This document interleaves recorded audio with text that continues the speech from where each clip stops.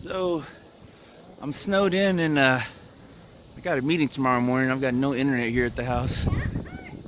But look, it's beautiful out here. Dada, is that our cow?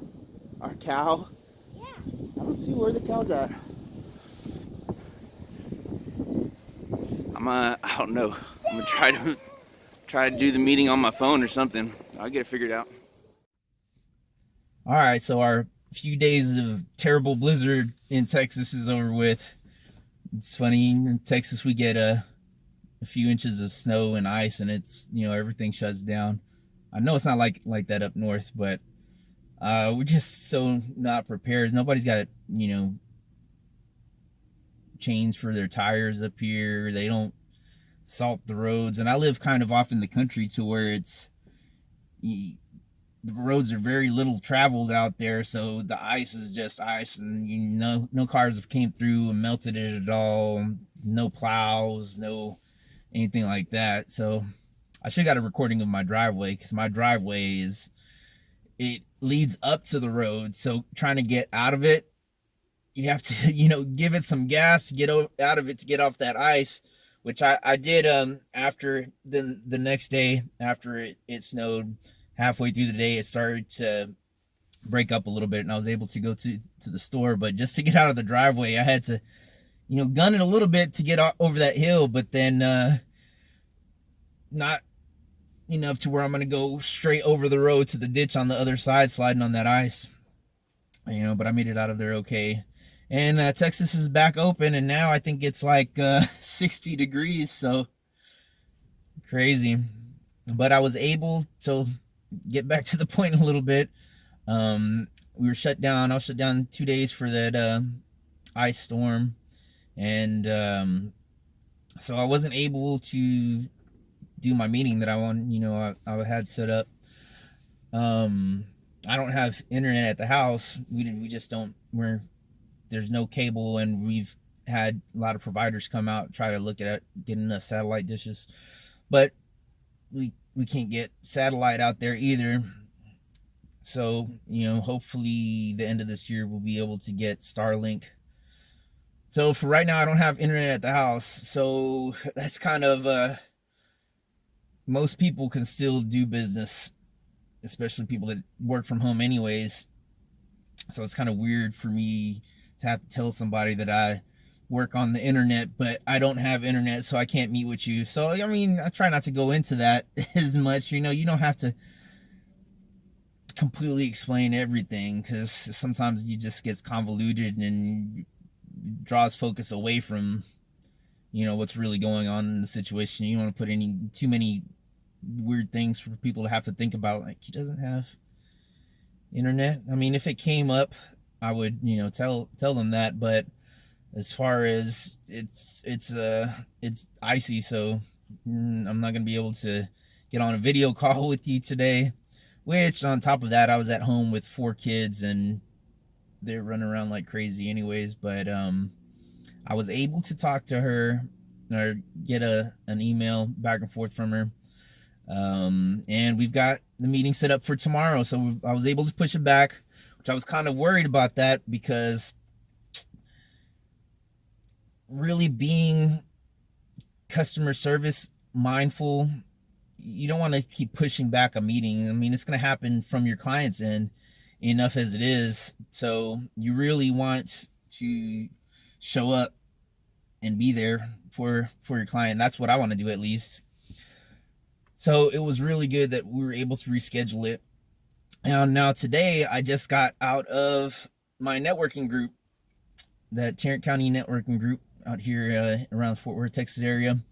And it's, if you watched the episodes before this, I've really been trying my best to get better at networking. And I've been working on my elevator pitch. Last week, I decided to kind of throw my elevator pitch to the wayside a little bit and focus more on just standing up and being confident and saying something confidently and smiling and making sure that I look like a confident professional in front of the whole room which there's been about 40 people in each group, which is really good to, to get your name out there. But it's not good if you stand up there and they're stuttering and trying to get through your whole spiel and it's not working. So last week, what I did was I just concentrated on being as confident as possible, just saying what I do, saying what a good referral would be for me, and then sitting down. So last week, and it went really good. I was really confident, and it went real good. I was able to get in contact with this client that I'm most likely going to be doing business with starting tomorrow. Yeah, they saw me talking confidently. They came over and talked to me afterwards, and it just went from there. I've been talking to a lot of people this time, and so last week I got my confidence. I went from having a really hard time not only not being confident, in which the confidence factor also affects your being able to get out all the information you want to say. So since I was so confident this week, that gave me a little bit, last week, it gave me a little bit more confidence going into this week. And, I'm slowly getting there. The first week that I went, I almost felt like I was going to pass out standing in front of all these people and talking. And then this week I went in there and I've got a solid, I still want to work on it, but I got a solid elevator pitch out confidently, smiling the whole time, looking at everybody that's in the room, moving my focus around and talking to everybody while I was just doing my elevator pitch. And it went really well.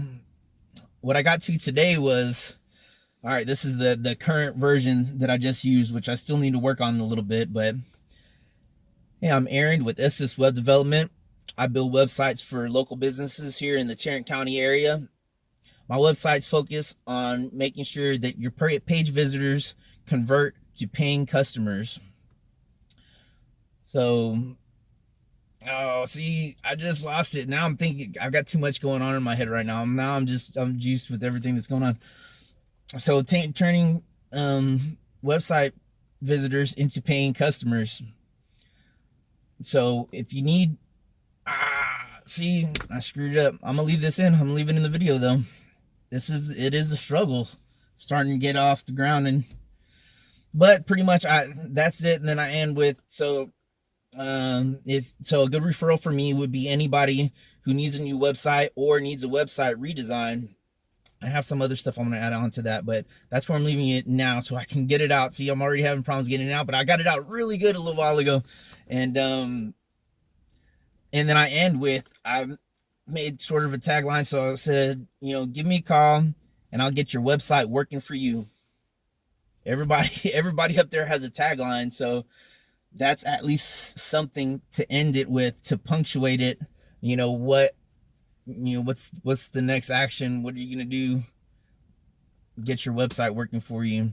I also want to incorporate, which I've tried this before. So your website is your salesman that's working 24 hours a day. So if your website isn't optimized for conversions, you could be losing money. I want to work that in there and then get to the point at the end. Give me a call. Let's get your website working for you. And it's crazy how far I've come. I know I just kind of messed it up there, but I got it out today confidently.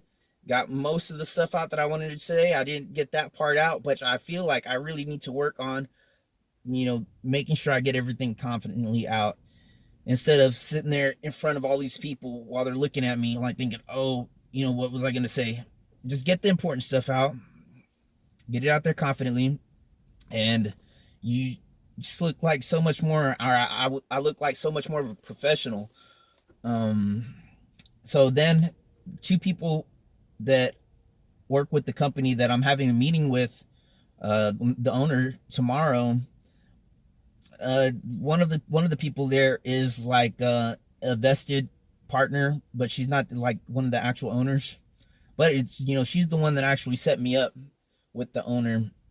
And I was talking to her again, and she's like, all right, when we got the website built, I wish that we had someone like you. We just got somebody that we found online, like we don't even know where they are anymore.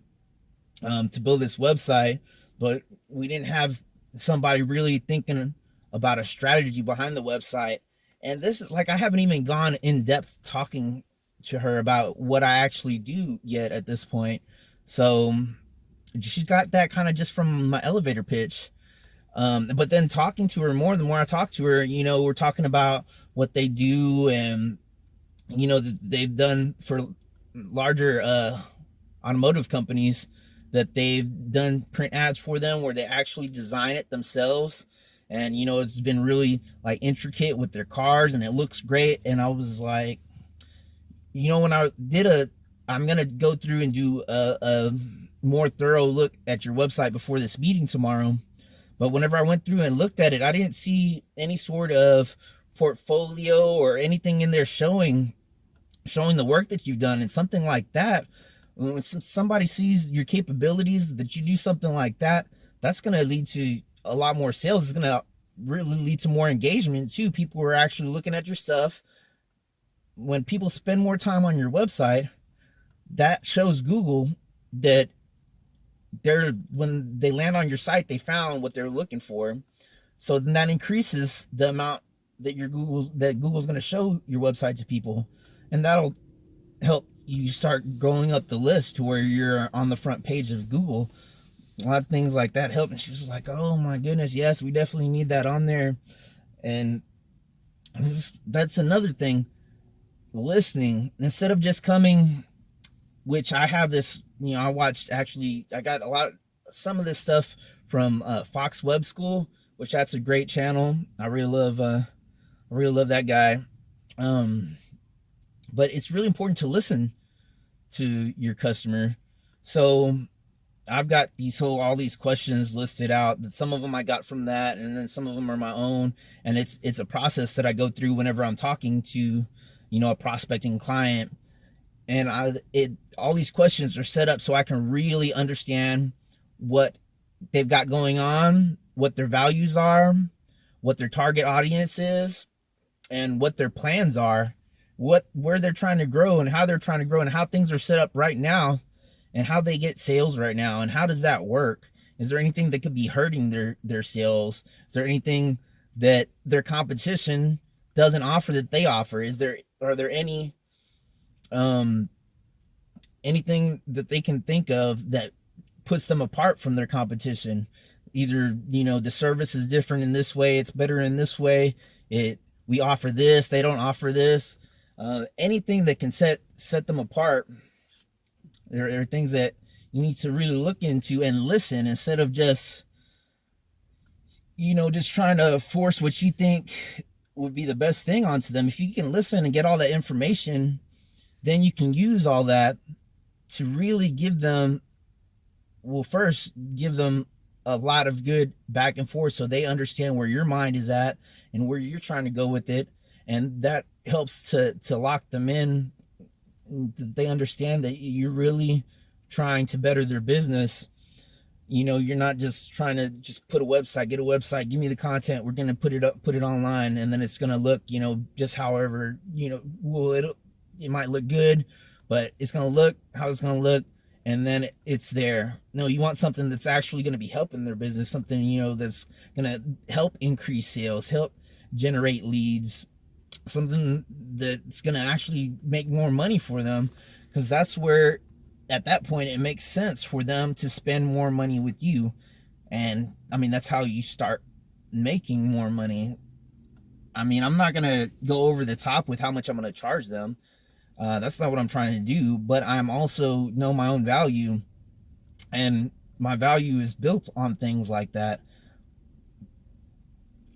If you're providing value to your customer, then your service has got value, and you can, as long as they can see that, then you're able to charge the rates that you should be getting paid. And web design, yeah, somebody can build a website in a day, but that's not what I do. And if it's somebody that builds a website in a day, obviously that's what they're marketing for. That's who they're trying to get. That's the customers they're trying to get. And of course, that's going to come with, a very or much smaller price tag. I don't know what the price tag would be. All I know is what, in which I have compared myself to, industry standard and local businesses, and I've come up with my numbers, and they're in the middle. They're not anywhere close to what a large web design or digital marketing agency would charge, but they're not anywhere near the bottom either. I found, a place in the middle where I think that I can get my customers at that rate. And I talked to one of not at this meeting, but the last meeting. I talked to one of the chairman, of the group of the Chamber of Commerce, and he asked me for a price, and I told him a bare bones price of around $2,200 for a website, and that's without any other functionality. I mean, because obviously, the more that goes into it, the more the price is going to have to go up. I mean, it's work is work. You can't give anything away for free. I mean, unless that's part of your marketing. And I mean, there are things that I do give away for free. I mean, I have a lifetime membership to Divi, which all of my websites come with that. So you can show them what you can give. You have to be comfortable with your own services, and you don't work for free. You give whatever you want away for free, and it really comes down to you and what you're comfortable with. But as far as I'm gonna install, which is every website should have security. Well, yeah, they should. But somebody that charges you $100 for a website is not gonna install WordFence, even something simple like that. That comes for free with the website. I'll do that, yeah, of course, because every website needs that. So they're gonna get WordFence, they're gonna get Divi, they're gonna get. Well, my expertise is not for free, but that is not a priced thing that's in the proposal that I write up. And then I break it down, which I need to look into more than that. Everything is always growing and changing, but I really need to look at the best way to present proposal. Right now I have it itemized to all the things that I'm going to do, like setting up Google Analytics. See, and that's really important. That's something that's not going to come from a really inexpensive website, but that's something that it's really important if you want to Google Analytics and Google Search Console. If you actually want your website to perform, you have to see where you're at and track where you're going, and maybe adjust along the way. But without being able to see where those numbers are coming from, you can't do that.